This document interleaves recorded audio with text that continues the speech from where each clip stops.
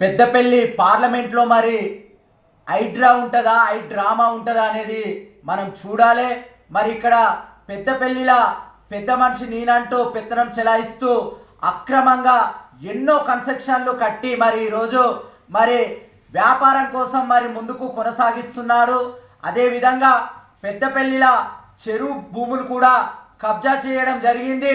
మరి ఆ కబ్జా భూములలో కూడా మరి కన్స్ట్రక్షన్ చేస్తూ మరి వ్యాపారాలు కొనసాగిస్తుంటున్నారు.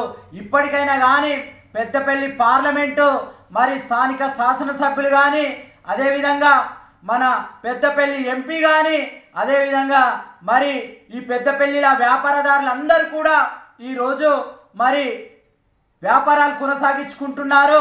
మరి చెరువు భూములు ఎంతోమంది కూడా ఇక్కడ కబ్జా చేసుకుని మరి ఆ కబ్జాల కన్స్ట్రక్షన్ కట్టుకుని ఈరోజు మరి పెత్తనం చెలాయిస్తున్నారు. ఇంతవరకు కూడా మరి పెద్దపల్లి హైడ్రానా ఇది లేకపోతే హైడ్రామనా ఈ రాష్ట్ర ముఖ్యమంత్రి హైదరాబాద్ జిహెచ్ఎంసీ పరిధిలో ఈరోజు మరి చెరువులో సంబంధించిన మరి భూములు అపార్ట్మెంట్లు అన్ని కూలగొడుతున్నారు. కబ్జా చేసుకున్న అపార్ట్మెంట్లను కూడా మరి కూలగొడుతూ మరి ప్రజాస్వామ్యాల్లో మరి హైడ్రా అనేది ఒకటి మరి ప్రజలకు తెలంగాణ రాష్ట్ర ప్రజలకు చూపిస్తున్నాడు. మరి మా పెద్దపల్లి మరి ఇది హైడ్రానా హైడ్రామనా మరి ఏం జరగబోతున్నది అనేది కూడా చూడాలి. మరి ఇప్పటికే పెద్దపల్లిలో అక్రమ కన్స్ట్రక్షన్లు విపరీతంగా కట్టుకున్నారు. పర్మిషన్లు లేవు. ఇక్కడ మున్సిపాలిటీ పర్మిషన్లు కూడా లేకుండా కన్స్ట్రక్షన్లు చేసుకుని కూడా మరి పెత్తనం చెలాయిస్తున్నారు. మరి వీటన్నిటిపైన కూడా ఈ స్థానిక ఎమ్మెల్యే దృష్టి పెట్టాలి. మరి ప్రజాస్వామ్యాన్ని కాపాడాలి. పెద్దపల్లి మరి పార్లమెంట్లో అన్ని వర్గాల ప్రజలకు సమానత్వం న్యాయం జరగాలని కూడా ఈరోజు నేను డిమాండ్ చేసి అడుగుతున్నాను. తెలంగాణ రాష్ట్రం పెద్దపల్లి పార్లమెంటు ప్రజల పక్షాన నేను డిమాండ్ చేసి అడుగుతున్నాను. ఇప్పటికన్నా కానీ న్యాయం జరగాలి. ఎన్నో భూములు ఈరోజు ఇక్కడ పెద్దపల్లి జిల్లాలో అక్రమ కన్స్ట్రక్షన్లు చేసుకున్నారు. చెరువు సిక్క భూములు కూడా మరి అక్రమంగా కన్స్ట్రక్షన్ చేసుకుని అందులో బిజినెస్లు కూడా కొనసాగిస్తున్నారు బడా నేతలు.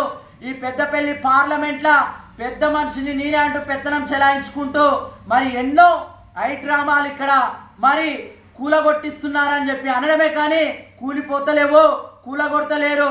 ఇది అసలు ఏం జరుగుతుంది పెద్దపల్లి పార్లమెంట్లో అనేది కూడా ప్రజలకు సమాధానం చెప్పాల్సిన అవసరం ఉంది.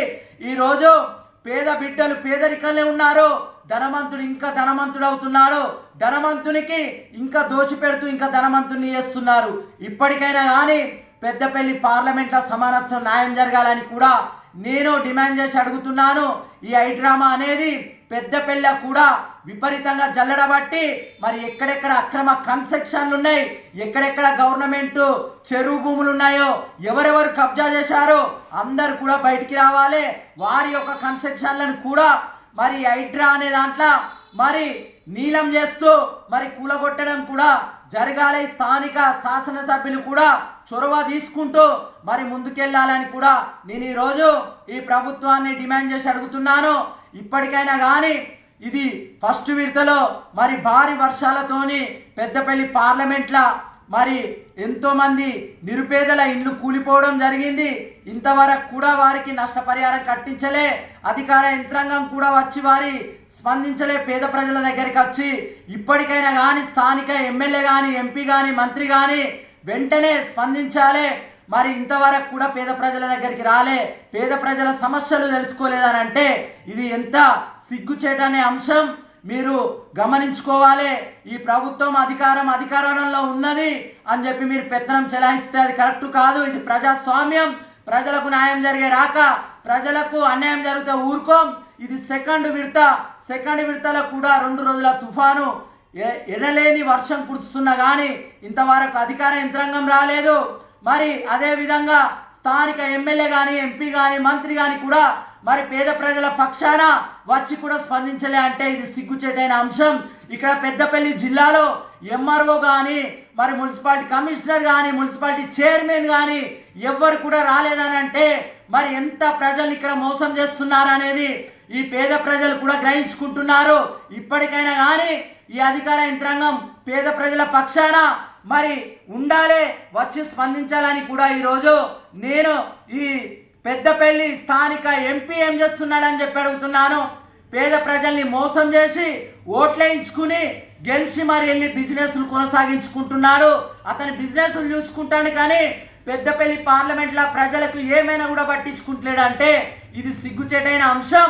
ఇలాంటి ఎంపీ ఉన్న ఒకటే ఊడిన ఒకటే రాజీనామా చేసి మరి అదే బిజినెస్లు చూసుకోవాలని కూడా ఈరోజు పెద్దపల్లి పార్లమెంటు ప్రజల పక్షాన డిమాండ్ చేసి అడుగుతున్నాను.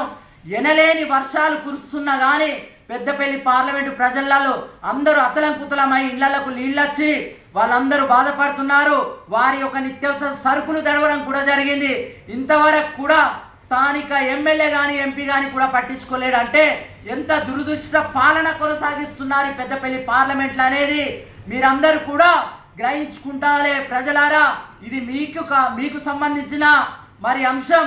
ఈరోజు ఎవరు కూడా మీ దగ్గరికి ఏ లీడర్ వస్తలేడు, ఎమ్మెల్యే వస్తలే, ఎంపీ వస్తలే, మంత్రి వస్తలేడు అంటే ఎంత దురదృష్ట పాలన కొనసాగిస్తున్నారు ఈ పార్లమెంట్లో అనేది ప్రజలందరూ గ్రహించుకుంటున్నారు. ఇప్పటికైనా కానీ ప్రజల పక్షాన నేను ఒక్కడే డిమాండ్ చేసి అడుగుతున్నాను. పెద్దపల్లి పార్లమెంటు ప్రజలకు న్యాయం జరిగే రాక ఈ అంశాన్ని లేవనెత్తుతాం, ఈ పోరాటం కొనసాగిస్తూనే ఉంటాం.